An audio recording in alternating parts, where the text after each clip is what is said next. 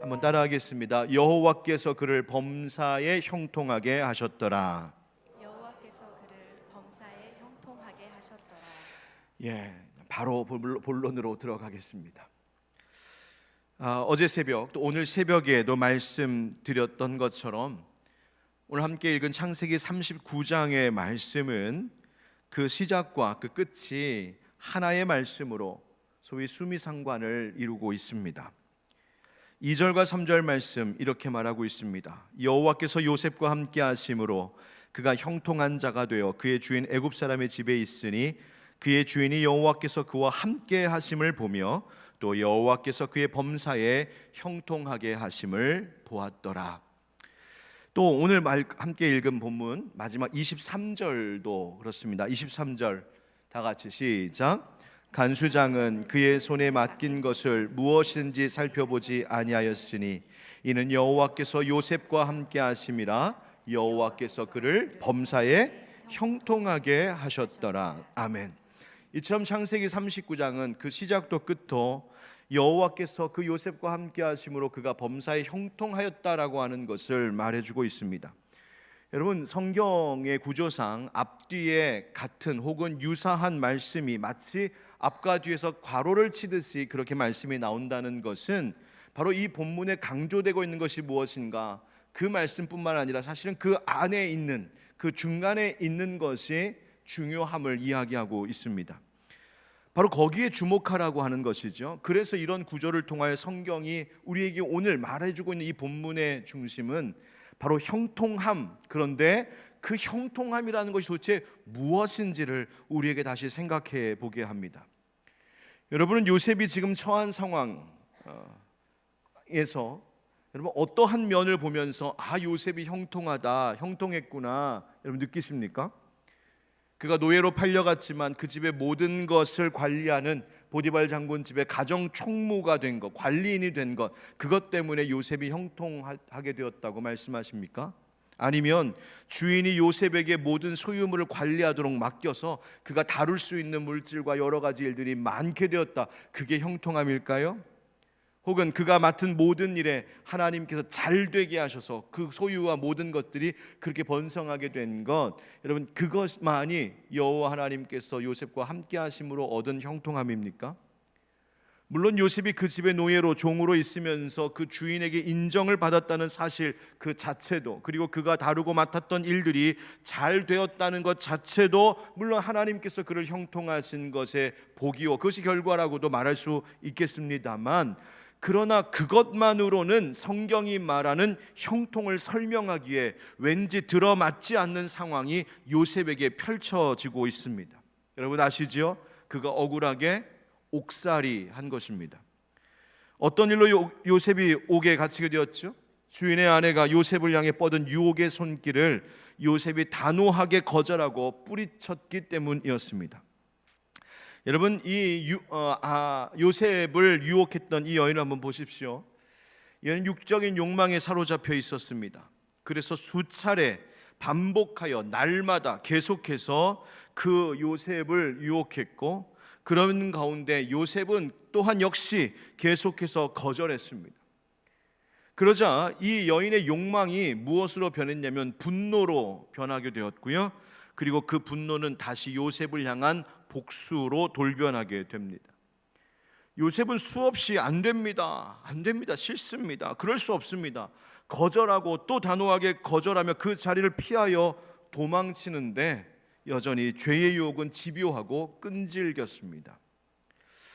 여러분 오늘 좀 함께 나누려고 하는 오늘 설교의 주된 주제에서 살짝 좀 벗어난 이야기를 함께 하려고 합니다.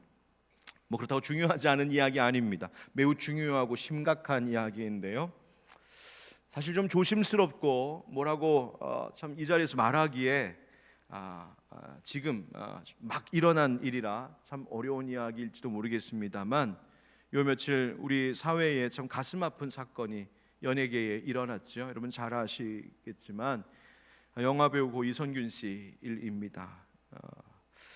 마약 범죄 혐의가 있었고 몇 차례 조사를 받았는데 결국 스스로 목숨을 끊었고, 오늘 아침 발인이 있었습니다.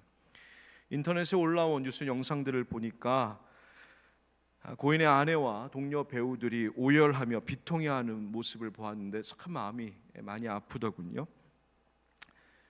스스로 목숨을 끊은 것도 얼마나 그에게 닥친 이 상황이 감당하기 어려웠으면 그랬을까, 참 착잡하고 안타까운 마음이었습니다. 또 기도도 하게 되더라고요.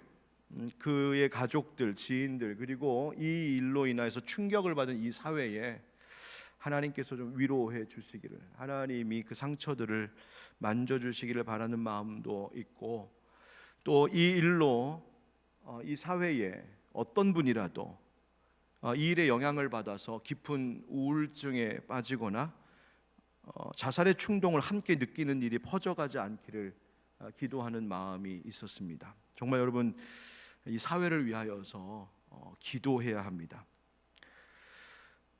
다만 한 가지, 이 상황과 또 비통해하는 사람들, 그 충격을 받고 있는 이 사회의 모습을 보면서 한 가지 더욱 뚜렷해지고 분명해지는 것이 하나 있습니다.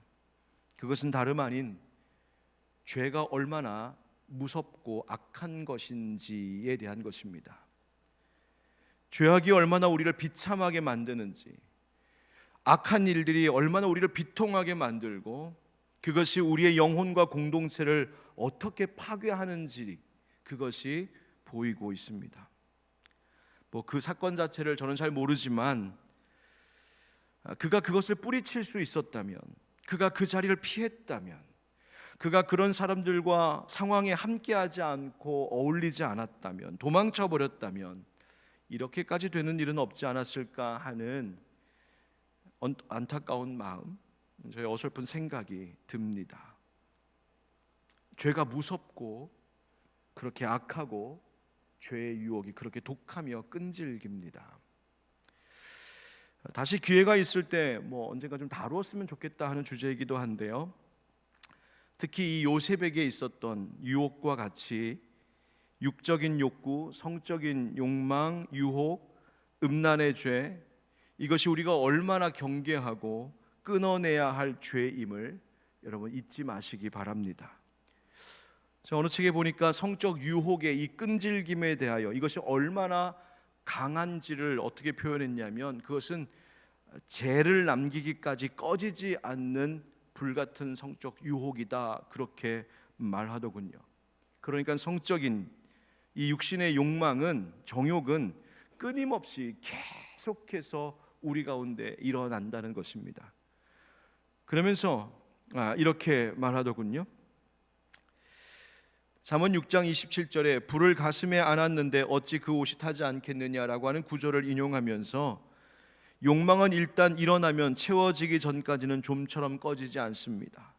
평판이 땅에 떨어져도, 가정이 깨져도 상관하지 않으며 해야 할 일들도 다 관심 밖으로 밀려납니다.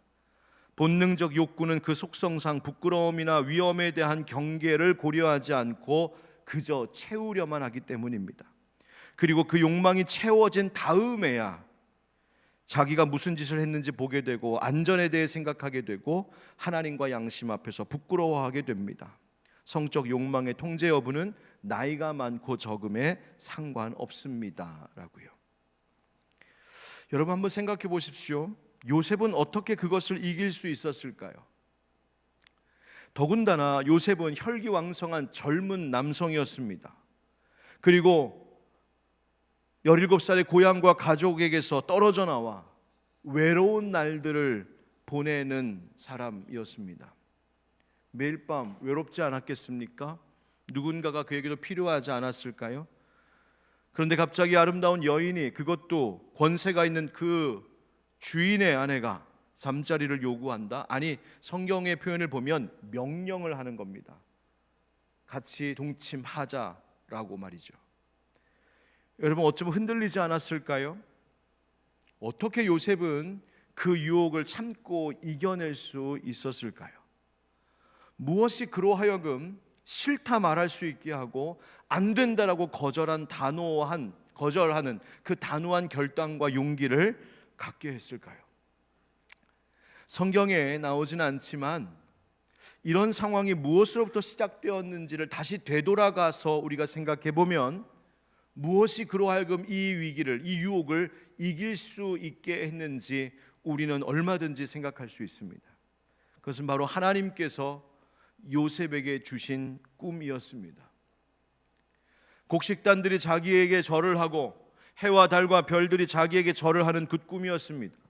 요셉이 그 꿈의 의미를, 그것이 구체적으로 어떻게 내 삶에 펼쳐질지 그것을 다 알고 있지는 못했겠지만, 그렇다고 요셉이 그 꿈을 까맣게 잊어버리고 있다고 생각할 수도 없습니다. 왜 그러냐 하면 곧 이제 다음 주에 함께 살펴볼 말씀 가운데 나오는 것 중에 요셉이 이 일로 감옥에 가게 되었을 때에 거기서 술 맡은 관원장, 떡 맡은 관원장의 꿈, 자기들이 꾼 꿈에 대하여서 고심하고 있을 바로 그때에 요셉이 그들에게 했던 말이 무엇이냐면 그 꿈의 해석은 하나님께 있지 않습니까? 라고 말했던 대목입니다. 꿈의 해석은 하나님께 있지 않습니까? 꿈 때문에 고민하고 있는 그 두 사람을 보면서 요셉이 한 말이 그것이었습니다. 그 꿈을 해석하시는 분은 하나님이십니다. 여러분, 그 고백이, 그 말이 어떻게 툭 튀어나왔을까요? 그는 그 순간까지도 하나님 자신에게 주셨던 그 꿈의 이야기에 대해서 하나님과 대화하는 날들을 보내고 있지 않았을까 얼마든지 생각해 볼 수 있습니다. 요셉은 그 꿈을 기억하고 있었습니다. 적어도 그 영혼이, 그 요셉의 그 영이 하나님이 주신 그 거룩한, 그 신비로운 그 꿈으로 인하여서 지금 당장의 쾌락이나 지금 당장의 위로나 지금 당장의 달콤함보다 그 꿈이 요셉으로 하여금 더 큰 것을 바라보게 했고 더 멀리 있는 것들을 기대하게 하는 사람이 되게 만들어가고 있었다는 말입니다. 송복모라고 한 교수는 그의 책에서 이렇게 말하고 있습니다. 요셉이 수많은 이유와 구실을 쫓지 않고, 다시 말하면 얼마든지 충분히 그 유혹을 받아들일 만한 이유와 조건들이 되는데도 불구하고 그 요셉이 그것을 핑계로 그 유혹 앞에 굴복하지 않고 따라가지 않았던 것, 즉 그가 순결을 지킬 수 있었던 것은 그가 젊은 날 꾼 꿈 덕분에 거시적인 안목을 갖게 되었기 때문입니다. 하나님이 주신 꿈은 현실보다 더 위대합니다. 삶을 잃어버리는 것보다 꿈을 잃어버리는 것이 더 큰 상실입니다. 여러분, 저는 이 대목을 보면서 그렇지, 그것이었어, 다시 한번 깨닫고 놀랐습니다.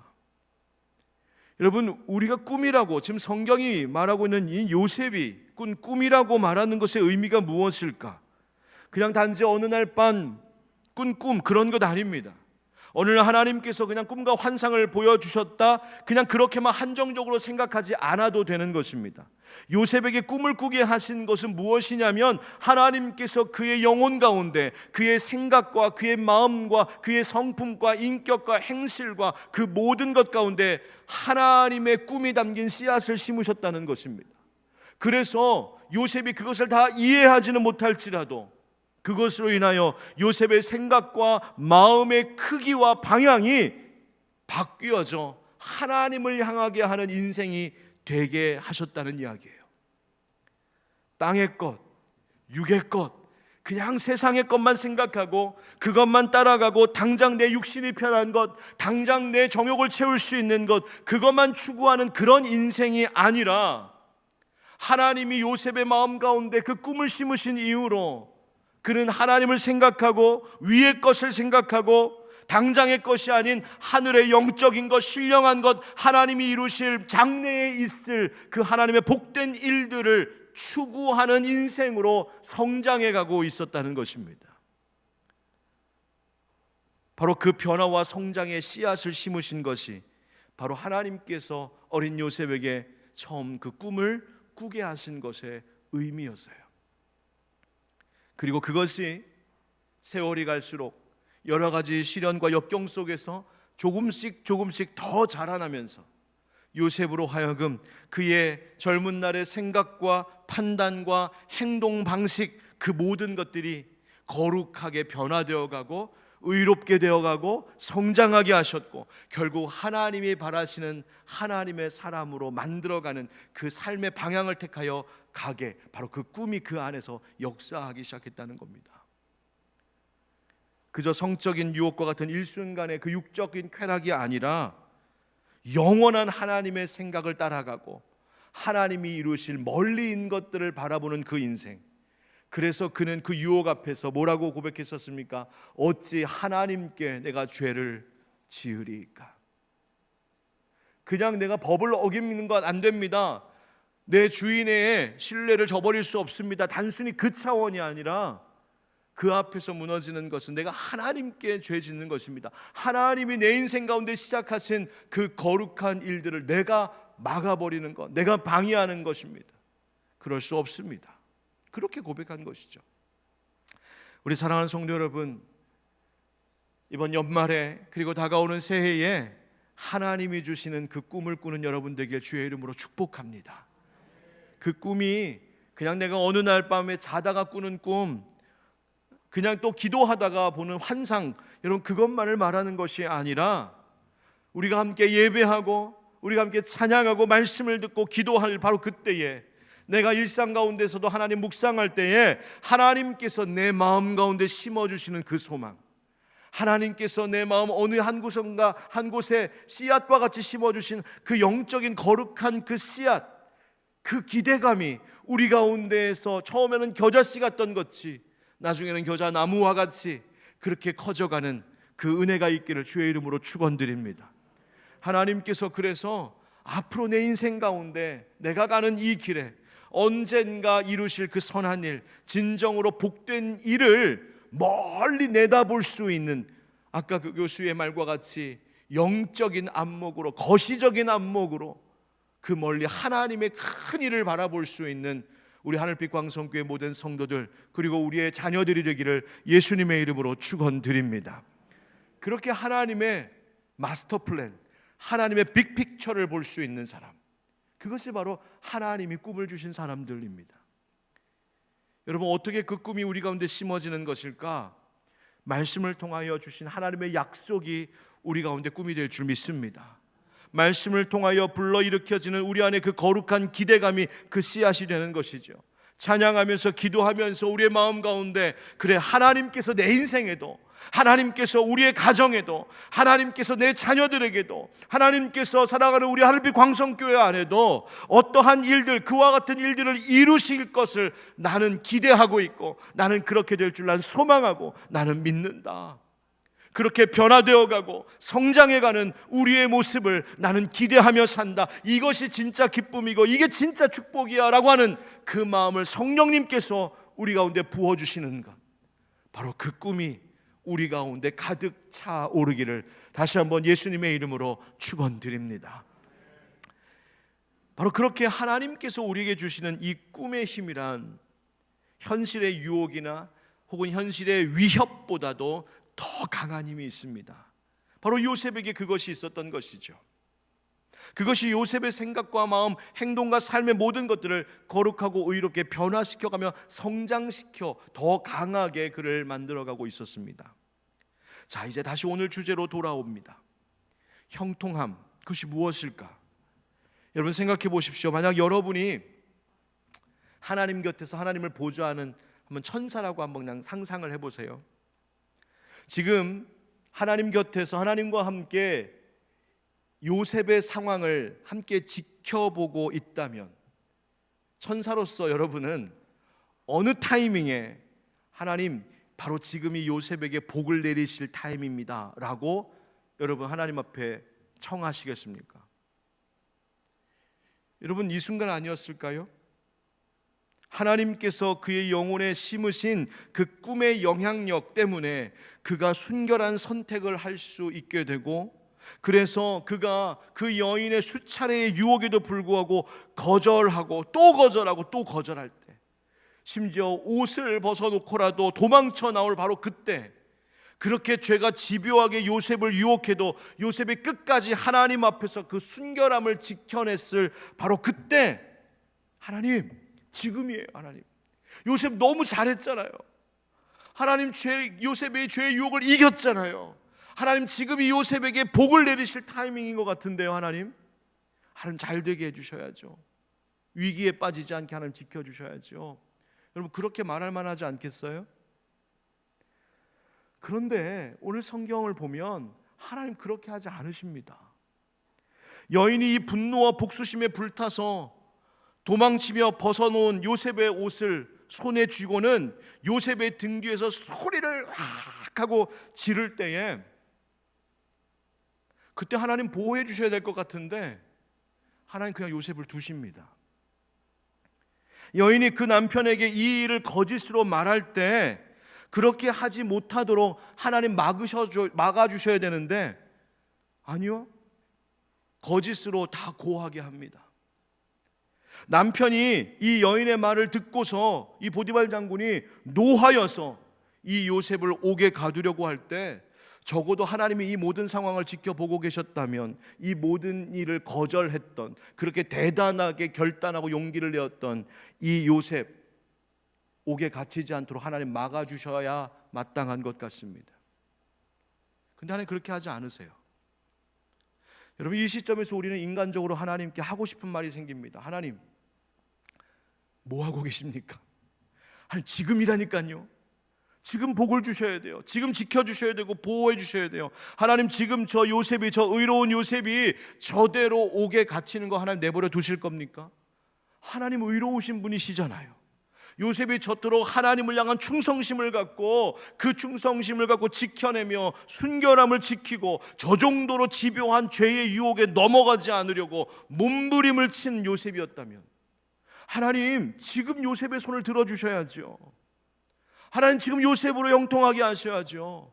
하나님 지금 요셉으로 하여금 이 억울한 일을 해치고 오히려 저 거짓으로 고한 여인을 하나님 벌하셔야죠. 도대체 뭔가 잘못되고 있는 것 아닙니까?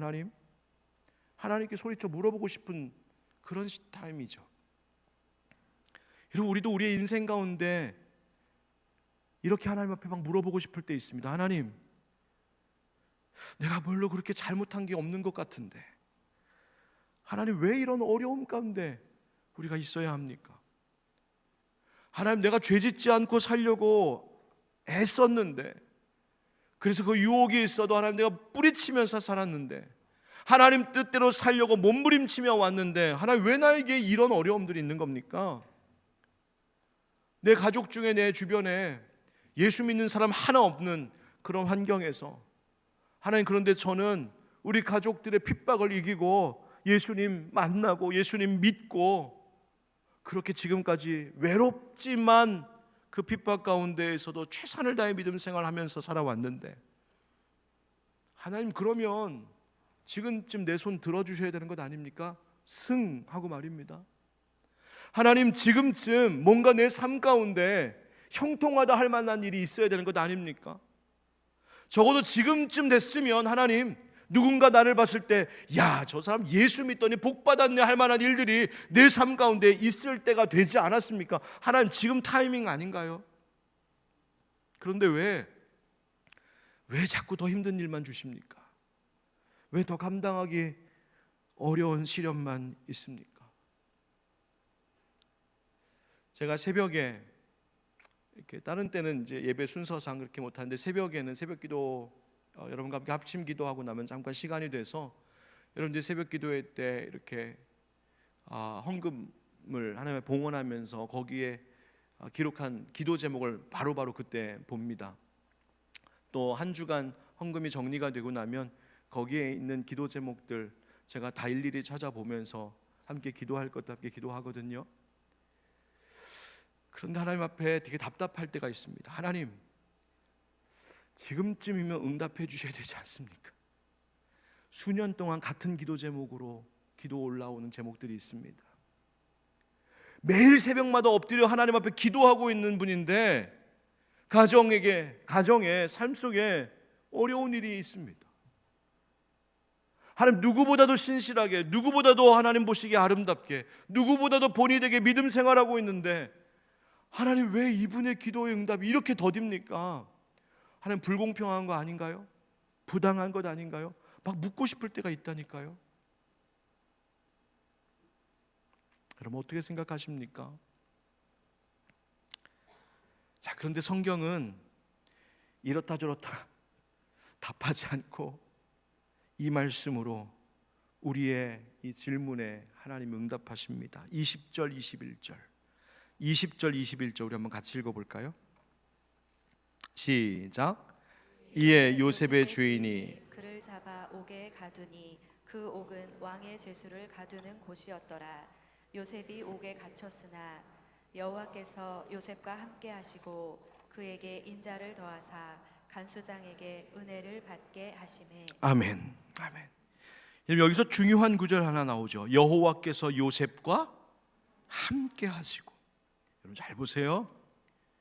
옥에 갇히는 억울한 일을 당할 때 그것이 하나님께서 그와 함께 하시지 않는다 할 만한 이유가 되지 않고 있습니다. 억울한 일을 당할 때에도 하나님은 요셉과 함께하고 계셨답니다. 불공평한 것 같고 부당한 것 같고 억울하고 답답한 일 당하는 순간이라고 할 때도 그때 하나님이 함께 하시지 않은 것이 아니랍니다. 하나님은 요셉이 야곱의 품에서 채색 옷을 입고 그렇게 편안하게 있을 때뿐만이 아니라 그의 옷이 찢겨지고 구덩이에 던지고 노예 상인들에게 팔리고 보디발 장군의 집에 종으로 들어오고 그 안에서도 억울한 일 당하고 심지어 옥에 갇히는 상황이 되는 그때에도 하나님은 함께 하셨답니다. 여러분 지금 요셉이 옥에 갇혔거든요. 그런데 이 상황을 보고 어떻게 하나님이 함께 하셨다라고 말할 수 있을까요? 방금 읽었던 20절 21절에 하나님이 함께 하셨던 흔적들이 나옵니다. 첫째, 보디발 장군이 요셉을 죽이지 않았어요. 여러분 간음죄는요 사형입니다. 보디발 장군 최고의 지위를 가진 장수예요. 그가 마음만 먹으면 당장이라도 그 자리에서 즉결 처분할 수 있는 죄목입니다. 자기의 아내를 건드리려고 했으니. 그런데 어떤 일인지 보디발 장군은 요셉을 처형하지 않습니다. 어떻게? 하나님이 그의 마음을 움직여 요셉의 목숨을 지키게 하셨습니다. 두 번째, 하나님이 이 상황에도 함께 하신 증거가 뭘까? 요셉을 옥에 가두었는데 성경에 보니 그를 잡아 옥에 가두니 그 옥은 누구를 가두는 곳이었더라? 왕의 죄수를 가두는 곳이었더라. 다시 말하면 왕의 죄수란 정치범들을 이야기합니다. 아니 성범죄자를 정치범을 가두는 옥에 가두었을까? 그 말이 안 되거든요. 거기에도 하나님의 이끄심이 있었던 것이죠. 바로 거기서 하나님은 요셉을 장차 애굽의 총리로 세우기 위한 하나님의 수업, 하나님의 레슨을 시작하시고자 함이었습니다. 세 번째, 이 옥에서도 하나님이 함께 하심의 증거가 뭘까? 바로 요셉의 성실함과 그 일을 맡아 처리하는 실력은 여전히 계속되고 있었다는 점입니다.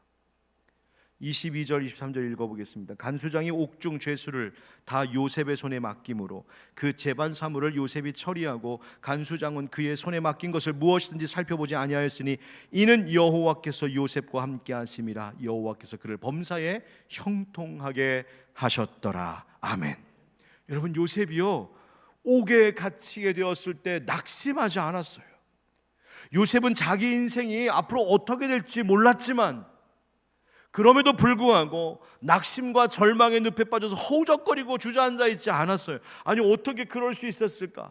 저 같으면 하나님 이게 뭡니까? 도대체 내게 왜 이런 일이 일어나는 겁니까? 형들에게 팔린 것도 억울하고 미쳐 죽을 것 같은데 하나님 여기 와서도 내가 하나님 생각하면서 하나님 보시기에 죄악된 행실을 안 하려고 내가 그 유혹을 뿌리쳤는데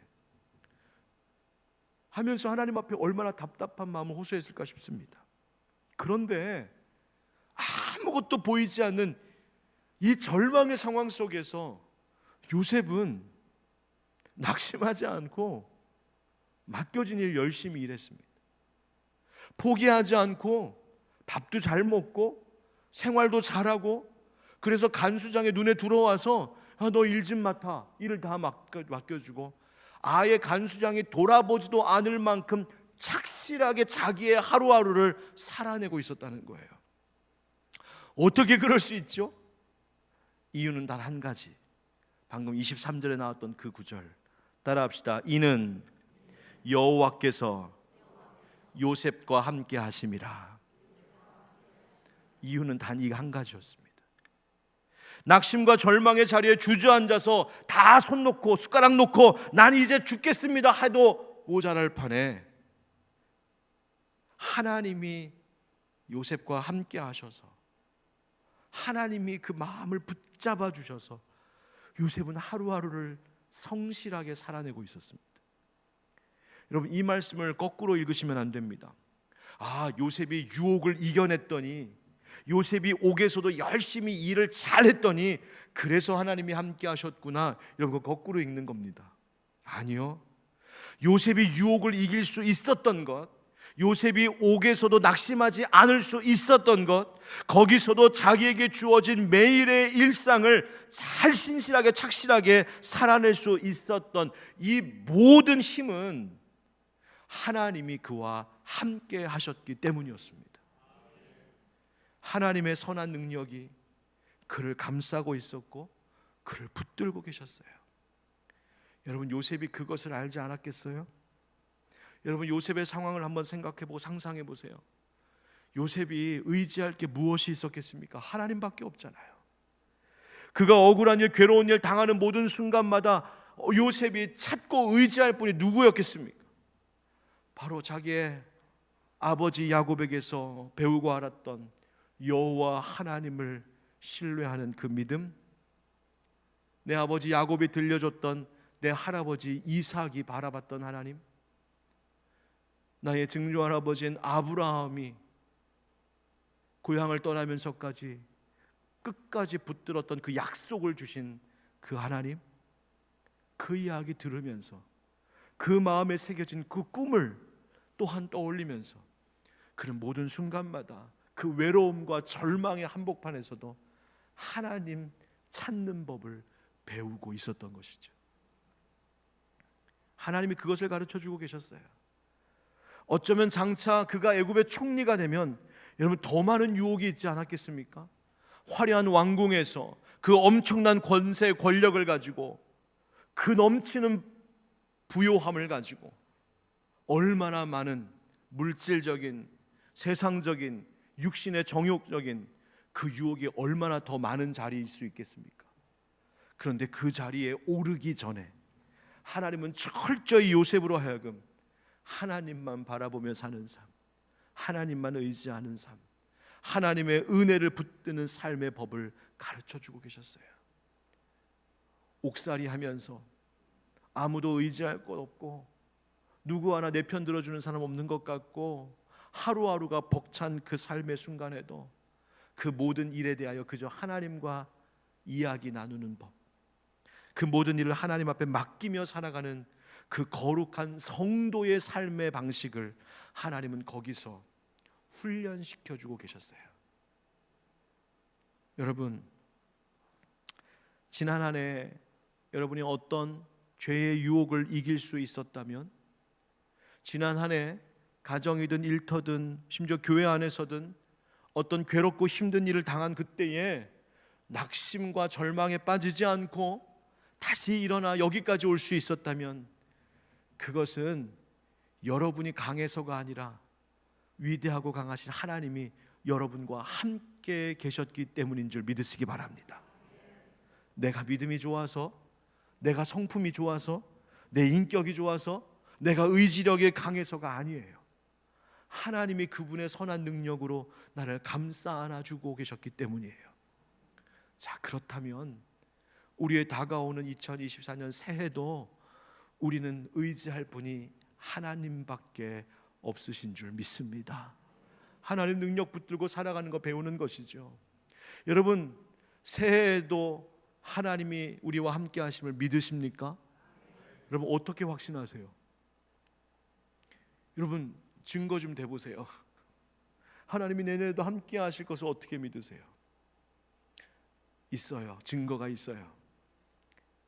마태복음 1장 23절의 말씀에 보라, 처녀가 잉태하여 아들을 낳을 것이요 그의 이름을 임마누엘이라 하리라 하셨으니 이를 번역한즉 하나님이 우리와 함께 계시다 함이라. 아멘. 믿으십니까? 여러분, 우리에게 성탄절이 있었음이 그 증거입니다.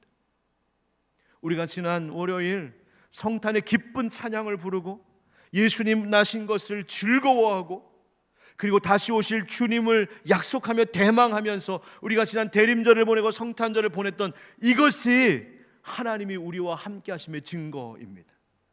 오늘도 내가 예수의 이름을 부를 수 있고, 오늘도 내가 예수의 이름에 의지하여 기도할 수 있고, 내가 오늘도 눈을 들어 바라보면 저 앞에 예수님 달리셨던 십자가가 있고, 성경을 피면 오늘도 우리와 함께 하신다는 예수님에 대한 복음 증거가 분명히 기록되어 있는 이 자체가, 오늘도 힘들고 지칠 때마다 내 속에서 예수님 도와주세요. 예수님 날 좀 붙잡아 주세요. 예수님 나와 함께 해주세요. 그 마음의 고백이 터져 나오는 그 자체가 여러분 오늘도 그리고 내일도 내년에도 영원히 하나님이 우리와 함께 하심의 증거가 되는 것인 줄 믿습니다. 그리고 그 증거를 붙들고 살아가는 그 삶이, 그것이 바로 형통한 삶입니다. 하나님의 선하신 능력만 의지하며 사는 것, 하나님께 이끌려 사는 것, 제가 몇 번 말씀드린 것처럼 손발이 꽁꽁 묶여서 그렇게 노예로서 끌려가는 인생, 사람과 환경과 형편에 내가 끌려가는 인생 같지만 사실은 그것이 아니라 하나님이 나를 손잡고 이끌어주고 계심을 믿는 그 믿음의 삶, 여러분 그것이 진정으로 형통한 삶이 되는 것인 줄 믿습니다. 그래서 마침내 우리의 인생 가운데 내 가정과 내 사랑하는 자녀들, 그들 가운데, 그리고 우리의 사랑하는 이 교회 가운데 마침내 하나님의 뜻이 이루어질 것을 나는 바라봅니다. 그게 내 꿈입니다. 하나님, 그것이 내 소망이고, 그것이 오늘도 나로 하여금 죄와 싸워 이기게 하고, 그것이 나로 하여금 오늘도 옥살이를 하지만 여기서도 기뻐하며 내 삶에 성실할 수 있게 하는 힘입니다. 여러분, 이 믿음으로 사는 자들, 바로 그들이 형통한 자요, 하나님이 마침내 그의 삶의 끝에 하나님 계획하신 그 복을 내려주실 줄 믿습니다. 이것은 다윗의 고백이기도 했습니다. 시편 16편 1절 2절 말씀 우리 한번 같이 읽어보겠습니다. 시작. 하나님이여 나를 지켜주소서. 내가 주께 피하나이다. 내가 여호와께 아뢰되 주는 나의 주님이시오니 주 밖에는 나의 복이 없다 하였나이다. 아멘. 사랑하는 성도 여러분, 올 한 해 힘들고 어려운 시간들이 있으셨습니까? 억울하고 답답하고 불공평한 것 같고 부당한 것 같고, 여러분 그것이 하나님이 여러분과 함께하지 않았다고 말할 이유가 되지 않습니다. 오히려 그렇게 힘들어서 올 한 해 그렇게 살아오기가 너무 벅차서 지금도 그 무게를 감당하기가 너무 힘들어서 한숨만 푹푹 나오는 그것 때문에 오히려 하나님은 어느 때보다도 올 한 해 우리와 함께하고 계셨고, 지금도 우리와 함께하고 계시고, 앞으로도 우리와 함께하시며 우리의 삶을 형통케 하실 줄 믿습니다. 다만 이 힘든 시간을 보내게 하신 이유는 하나님이 우리로 하여금 하나님만 붙드는 삶의 방식, 하나님만 의지하며 사는 삶의 방식, 그 성도가 살아가는 진정한 형통한 삶의 방식을 알게 하시고 훈련시키시고 깨우치게 하시고 그 믿음이 더욱더 반석과 같이 굳게 하시려는 하나님의 거룩한 의도가 있었음을 여러분 믿으시기 바랍니다. 여러분, 우리가 올 한 해 반석 위에 세우소서라고 하는 주제로 달려왔죠. 여러분, 제가 이제 와서 말씀을 드리지만 반석 위에 세우소서라는 말은 하나님이 나를 반석처럼 돌처럼 단단하게 해달라는 그런 뜻이 아니었습니다. 어쩌면 우리는 올 한 해 반석은커녕 내가 더 약해지고 더 무너지고 더 흔들리는 우리의 모습을 보았을지도 모르겠습니다. 그런데 하나님은 우리의 기도에 응답하셨습니다. 어떻게? 내가 너무 약해서 하나님만 더 의지하게, 내가 너무 부족해서 하나님만 더 찾게. 그래서 내 마음속에 하나님이 나의 반석이시군요. 하나님이 내가 딛고 일어설 수 있게 서 계시는 하나님 나의 반석이시군요. 하나님이 내 피난처고 하나님이 내 산성이시군요. 하나님이 내 삶의 피난처 되셨군요. 주 밖에는 복이 없는 줄 내가 이제 고백합니다. 이 고백이 오늘 이 밤에 우리의 삶 가운데서 터져 나온다면 하나님은 이 표어대로 응답하신 것인 줄 믿습니다. 이제 우리 함께 찬양하려고 하는데요, 그 유명한 본회퍼 목사님이 새해 기도로 드렸던 그 기도시를 가지고 만든 찬양, 여러분 잘 아시죠? 그 찬양의 가사가 이렇습니다. 주 선한 능력으로 안으시네, 그 크신 팔로 날 붙드시네, 절망 속에도 흔들리지 않고 사랑하는 주 얼굴 구하리. 이전에 괴로움 날 애워싸고 고난의 길을 걷는다 해도 주님께 모두 맡긴 우리의 영혼 끝내 우리의 날을 맞으리. 선한 능력으로 일어서리, 주만 의지하리. 믿음으로 우리 고대한 해 주 오실 그날 영광의 새날, 승리의 새날을 맞이하리. 선한 능력으로 우리를 안으신답니다. 크신 팔로 붙드신답니다. 내가 주님께 맡기며 살면 고난의 길 속에서도 하나님이 나를 애워싸신답니다. 여러분, 이 믿음을 고백하며 우리 함께 찬양합시다. 이 찬양이 우리의 신실한 기도가 되기를 주의 이름으로 축복합니다.